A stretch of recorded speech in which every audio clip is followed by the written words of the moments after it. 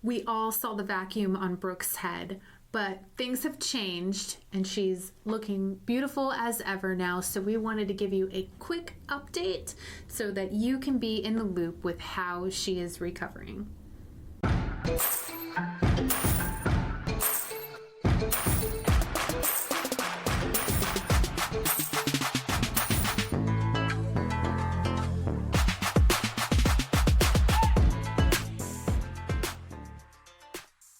Hey, lady bosses, are you working even after putting the kids to bed but still not getting results? Are you tired of spending money on ads that aren't getting engagement? Do you feel burdened that you aren't fulfilling your purpose in life because you are so consumed with work?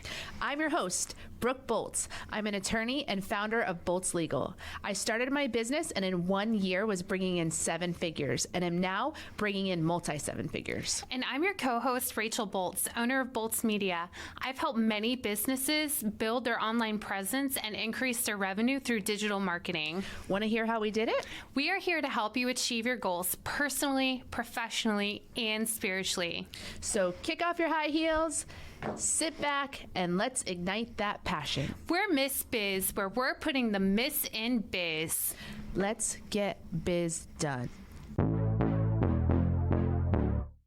So the last time when we broke the news about your cancer diagnosis, you were just kind of starting the process of moving forward towards healing. They hadn't done the extensive surgery when it came to the reconstruction aspect just yet. So now we're going to touch base and find out how things are going, what lessons you've learned, and what our viewers can learn from this experience.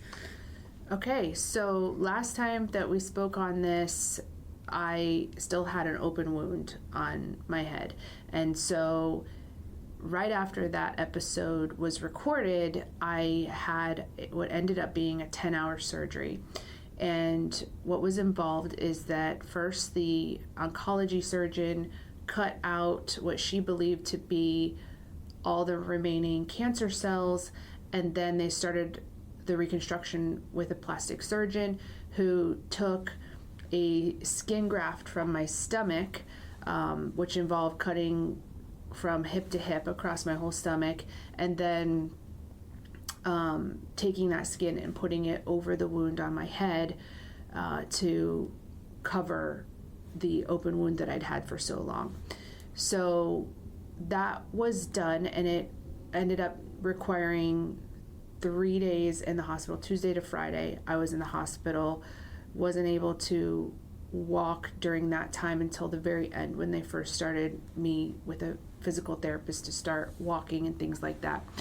So I had that surgery really shortly after our last episode was recorded, and everything went according to plan with regard to the reconstruction. The skin graft, everybody says, looks great. Great is a relative term because it maybe looks great in a medical sense, but definitely does not look natural. It's I can show it on the video screen, but it's I don't know, I feel like there's a piece of lunch meat stuck on my head all the time, and that's kind of what it looks like too.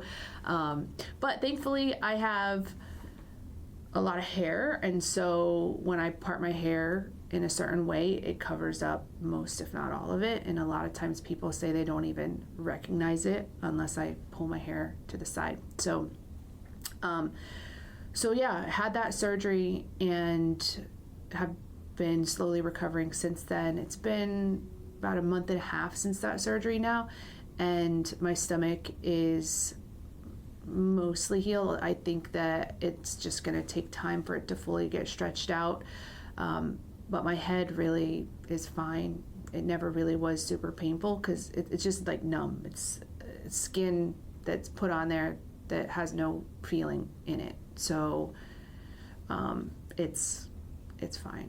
It was a pretty long surgery too, as I remember. I remember texting Richard, Brooke's husband, my brother, and I was like, is she out of surgery yet? And he's like, no, she's still in. And I was like, my goodness, it was like, what, almost 20 hours long?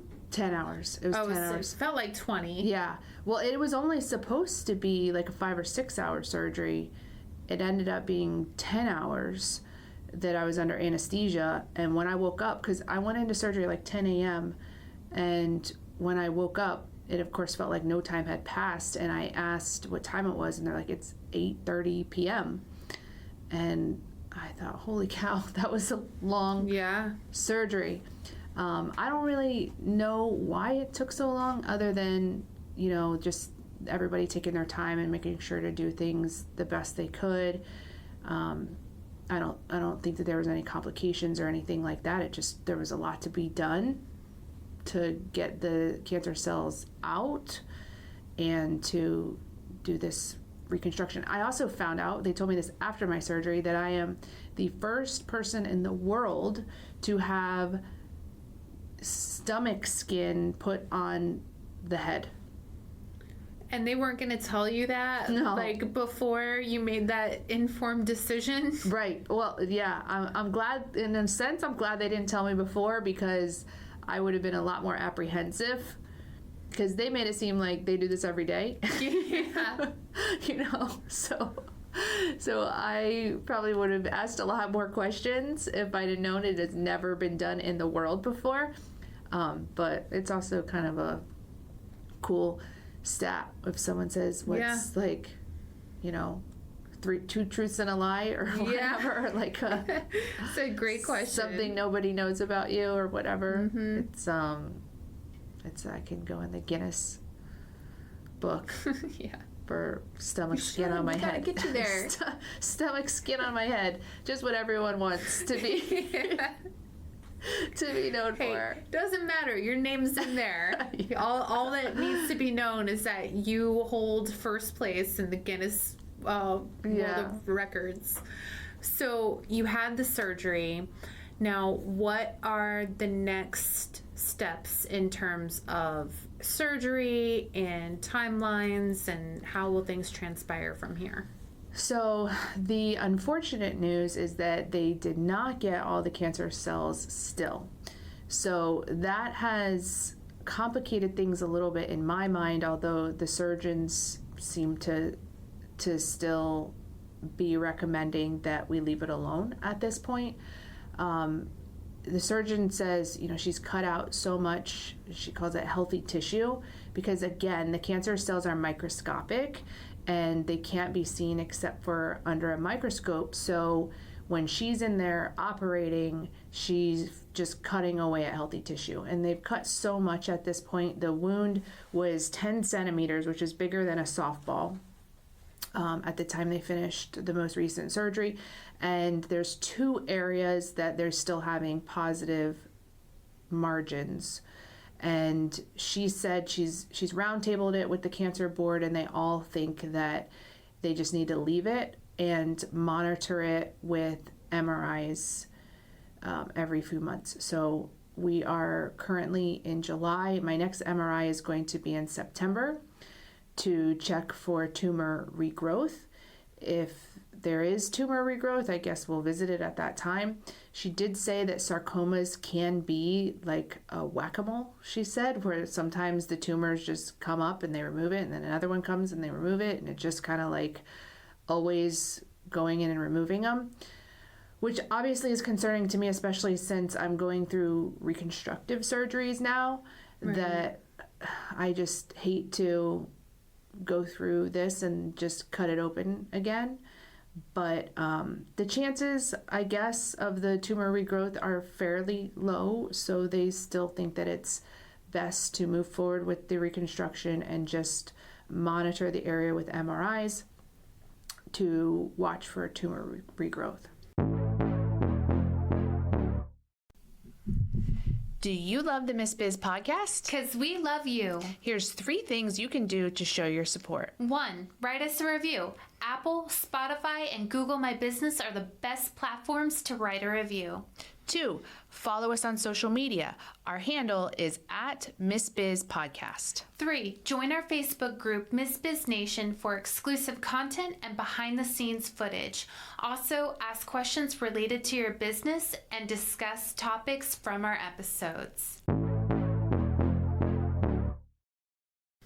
Now, you were telling me that in a few weeks, I believe it was in a few weeks, you're going to be having another type of procedure done. Can you explain a little bit about that? Yes. So right now, the skin graft covers my forehead and also goes into my hairline, like probably by a few inches. So they're going to start the process of reconstructing my hairline, which is pretty cool that they can do this. They take these, the doctor calls them water balloons, but they're made out of like plastic or something. They're not rubber, but they surgically insert these water balloons underneath my scalp, and then each week they inject more saline into those water balloons to continually stretch the scalp skin. So that's going to be happening next month, where they're inserting the water balloons, and then each week will be, so the water balloon surgery is going to be like a 2-hour surgery, she said. And then after that, each week they'll be injecting more saline until it gets to the point that the skin has stretched enough that they can pull it to then put it back where my original hairline was. That's really cool. Yeah, in fact, you can look these things up on YouTube. I've watched some of the videos on YouTube of before and afters of this same type of surgery. Apparently, it's pretty common for people who have really abnormally large foreheads and or receding hairlines. They do these surgeries all the time. There's lots of videos of it online, and you could not tell at all that this wasn't their natural hairline. It was fantastic, the results. That's amazing. Yeah, it really is. So, and when they do that, they'll be removing part of my graft, which I am happy about, because the graft is, it's weird. Like, it's like this puffy, it almost feels like a water balloon itself, the graft. If you touch it, like my kids like to touch it because it's kind of like a slime filled ball. Like, it's just like, it's weird how it feels, and it doesn't look natural at all. It's puffier than your normal face skin would be. So to remove part of it and put my actual hairline there will be great. Well, it's different type of skin Yeah. too. But I believe you were telling me previously that there are measures that they can do with like lasers to kind of make it blend. Is that correct? Maybe. I don't know. I don't remember that. If I said that, then yes, but I don't. I may have been dreaming that. I don't know. I don't know. All I know for now is that they can fix the hairline, which will remove part of the graft, and then after that, they're going to do some eyebrow lift type surgeries to try to make my eyebrows more symmetrical, because my right eyebrow has no nerves or muscles in it anymore, so it can't move, and so it's lower than my other eyebrow and it doesn't show expression. So with the eyebrow lift, it still won't move, but at least it can be more symmetrical to my other eyebrow. So, and the doctor I saw the other day said I might need multiple eyebrow lifts over the years, because as you age, your face changes and you might have to redo it from time to time. So, Yeah. but that'll be the next step. And then I don't know, maybe lasers too, I don't know, maybe. Yeah. Okay, so we've talked about the surgeries. What other type of lifestyle changes have you made as a result of this? Well, I drink green tea every day now. I never was a coffee or a tea drinker, but I've been listening to some holistic doctors who talk about cancer fighting foods and beverages, and green tea is apparently a really great one. And matcha tea is even better, but I haven't figured out how to make matcha tea not disgusting yet. So You got to figure out how to do the foam thing. It was funny. The other week, Serenity was like, you too can make matcha tea at home just by picking up some grass and putting it in the blender. Yeah. I was like, that's hilarious. That is what it tastes like. And I don't necessarily mind. I don't know. It's you got to make it. It's not like a tea. You have to put it in the blender with like almond milk or something, and I don't know. It's more effort, I guess, and I don't have it down yet. So I've just been doing regular green tea with, what do they call that, honey? Manuka. Manuka honey, yes, because that's another thing. Honey is really good. So I have these green tea flowers, which are one of my new favorite things. They're little like hard flowers. They're like dried flowers of green tea, and you just drop it in your hot water, and it's cool. So I've been drinking green tea every day. What other? Eating a lot healthier. I'm trying. You're avoiding certain things, though. Yeah, I avoid alcohol, and trying to limit sugar. Sugar is terrible for cancer, and that's been the hardest thing. Someone told me that I have a friend who years and decades ago was a drug addict, and she also quit sugar like a few years ago, and she said in comparison to that, sugar was harder for her to quit than crack cocaine and I believe it. heroin and everything. She's like, it was the hardest thing. And I'm like, I can believe that too, because of how hard it is. So I'm not like there yet, but I am very aware of it, and I'm trying, and I'm trying to make better decisions with food and nutrition as well. But I think it's just gonna be a process. So yeah, I haven't been able to necessarily get back into the gym yet, but I think I'm getting close. I rollerbladed for the first time yesterday, and that was nice. I'm a little concerned or apprehensive about lifting weights right now, just because my stomach is still really sensitive. So I don't know, but everything is moving in the right direction at this point. So just kind of in a waiting period in between the different MRIs and surgeries. Finding guests for a podcast can be difficult sometimes, so Brooke and I wanted to let you guys know that we are available to appear on your podcast. We also enjoy speaking at events. So if you have an event coming up, these jingles can go on the road. Simply go to missbiz.com/contact, and in the subject line, write podcast guest or event speaker, and we'll reach out to you to further coordinate.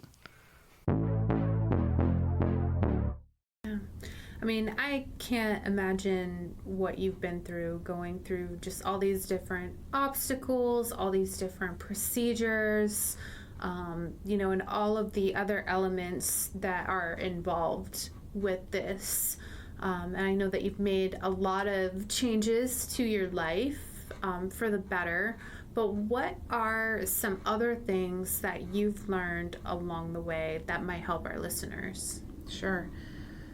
I had shared in the other episode that I was surprised to see that when this experience happened to me, that I wasn't able to really pray and intercede on my own behalf in the way that I could for other people when they were struggling. And something that happened is my parents invited me to their church that they were having a worship night. And the worship leader who was leading, her name's Honey, she's really anointed and just really gifted in leading worship. And so when I got there, it was like almost immediately I started to feel the presence of the Holy Spirit in a way that I couldn't feel at home. And also people came around me and they prayed for me, and I just had such a closer moment and time of reflection and revelation with the Lord in a way that I hadn't been able to achieve on my own before that. And so what I learned from that is that when someone is going through a difficult time where they personally just can't fight for themselves, that if you can just get yourself to the place where the Holy Spirit is at and be around other believers, that they will do it for you. You don't have to do it alone. We're not intended to do it alone. We're supposed to be there for each other. But I don't think we always realize that there's a place we can go. And it may not be, like, this wasn't a Sunday morning service. This was like a, I don't know, Friday evening or Thursday evening or something like that type of a service. And it was very intentional about being worship was the focus. But yeah, I just learned that if nothing else, I got to get myself somewhere where the Holy Spirit is at. And I told that story to Crystal Parker, who's a friend of mine, and she's been a guest on our show. And she related it to a story in the Bible where there was a man in need of healing, and he couldn't walk himself, and Jesus was just surrounded by so many people that they couldn't get to him. And so his friends carried him up onto the roof and lowered him down through the roof to Jesus so that Jesus could heal him. And when she told me that story from the Bible, I've heard it many times before, but it had a new meaning for me because that's what I felt like happened to me, both at that church service, but in general with all of the friends and family and support that came around me in this time, was that they were carrying me, and they were being that they were interceding on my behalf because I couldn't do it for myself. Mm-hmm. No, I love that. That's such a beautiful story. And how often do we go through things and forget that we need to lean on Jesus, and we need to lean on our friends as well. I mean, that was the whole purpose of creating relationships here on earth, was to have community and to help lift one another up. And it can be difficult when you're the one that needs to be lifted up. But I think just submitting yourself before God will allow that to happen. Yeah. And sometimes you may even know you need Jesus, but you're sitting there and you're praying or whatever, and you're just not feeling like you're getting anywhere, not feeling like you're finding him, not feeling like he's answering you or hearing you, or that you're not hearing from him. And what I learned is that other people can get you there. Other people can pick you up and carry you to Jesus's feet. And you don't have to get there yourself. You just have to recognize that you can't get there yourself and go find the place where those people are, or allow them to help you. Absolutely. Anything else that you'd like to share with our audience as far as tips, advice, or next steps? I don't know if I'm at the place yet to really have advice yet. I feel like I'm still taking things day by day, and maybe a couple years from now, I'll be able to look back and say, oh, here's the things to do and not do. I'm still learning and still figuring things out, but I would say that if you are in a time where you're struggling, you may want to isolate, you may want to be by yourself, you may not even feel like you have the energy or the desire to go to a church service. I know for me, I wasn't going to church during the time because I had that big wound on my head. Right. And it was open too. Yeah, and I had the tube sticking out of my head for that time, you know, and I didn't want to go to church and have people see that and ask me and question me and all those things. I think there was more of a security in going to my parents' church because their people all already knew, because my parents had already shared with them what I was going through, and so they already were aware and already praying for me. So I didn't feel like I was going to have to explain why I had a tube coming out of my head to a bunch of different people. So that was kind of what made me more comfortable to go there than to my regular church.